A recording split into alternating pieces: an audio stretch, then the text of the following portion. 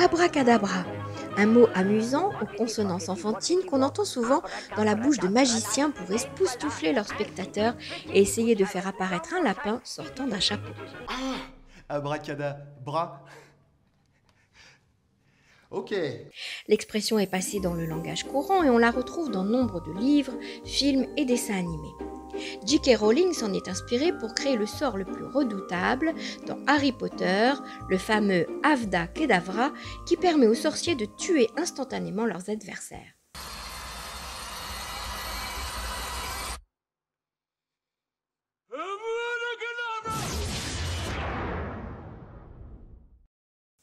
Quelle est l'origine et la signification de cette expression? C'est apparemment une histoire très ancienne.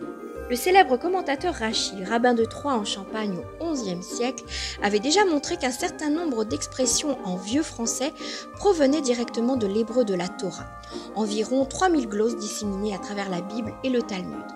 Il faut donc aller chercher du côté de la langue hébraïque et même de l'araméen pour trouver l'origine de cette expression.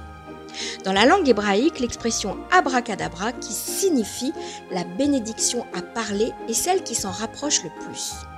Dans la langue araméenne, cette expression est composée de deux mots, abra-kadabra, qui veut dire « je créerai d'après mes paroles ».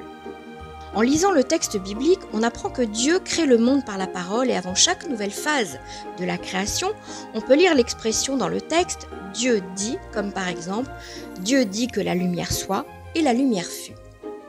Quel est donc le rapport entre la magie et l'utilisation de cette expression par les magiciens? Nos sages nous racontent qu'Avram lui-même connaissait le secret de la magie et les a transmis à ses fils. Pour cette raison, nous pouvons même y voir une référence dans l'expression même abracadabra, Avraham a parlé. On peut retrouver cette expression à d'autres époques, dans d'autres contextes. Les archéologues ont même retrouvé des multitudes de talismans avec en inscription cette expression considérée comme puissante et magique. La formule est alors présentée sous la forme d'un triangle inversé. On retrouve aussi la trace de cette formule dans la célèbre légende du golem. En façonnant une forme de vie à partir de la terre argileuse mais dépourvue du souffle divin, l'homme va utiliser la puissance des mots de la langue divine pour lui donner vie. Le rabbin trace alors les lettres du mot vérité, émet en hébreu Aleph, Mem, Tav, sur le front de la créature et prononce la formule magique abracadabra.